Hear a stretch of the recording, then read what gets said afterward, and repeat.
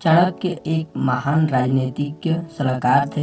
ऐसा कहा जाता है कि भगवान श्री कृष्ण ने गीता में राजनीति के लिए जो भी कहा, वास्तव में उस नीति पर चाणक्य ने अमल किया, जिसे हम चाणक्य नीति के नाम से भी सुनते एवं पढ़ते हैं। एक बार की बात है, मगध में चाणक्य कुछ राजकीय कार्य कर रहे थे। रात्रि होने पर उन्होंने दीपक जलाया, अपना काम जारी रखा। उसी समय चाणक्य से मिलने कुछ लोग आए। उन्होंने चाणक्य से कुछ विचार विमर्श हेतु समय मांगा। चाणक्य ने उनसे पूछा, बात राजकीय विषय की है अथवा निजी? उन लोगों ने कहा कि उन्हें कुछ निजी बात हेतु सलाह लेनी है। तभी चाणक्य उठे और उन्होंने दीपक बुझाकर नया दीपक जलाया। उनका यह व्यवहार देखकर वहां आए लोगों ने चाणक्य से सवाल किया कि जब दीपक में पर्याप्त तेल था तब उन्होंने उसे बुझाकर अन्य दिया क्यों जलाया? इस प्रश्न पर चाणक्य ने सरलता से उत्तर दिया, मैं अब राजकीय कार्य कर रहा था, पर अब आपसे कुछ निजी विषय पर वार्ता होगी, इसलिए मैंने दीपक बदला। क्योंकि पहले दीपक में राजकोष के धन से लाया हुआ तेल था, जिस पर राज्य का अधिकार है,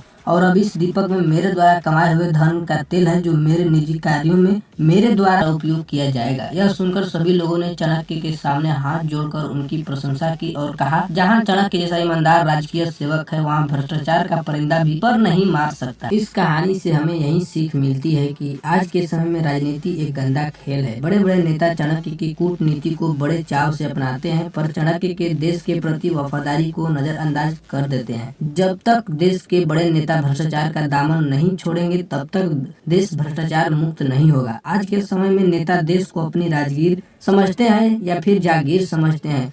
खुद को देश का मुलाजिम नहीं बल्कि मालिक मानते हैं, और उन्हें उनकी असली जगह देश की जनता को एकजुट होकर ही दिखानी होगी।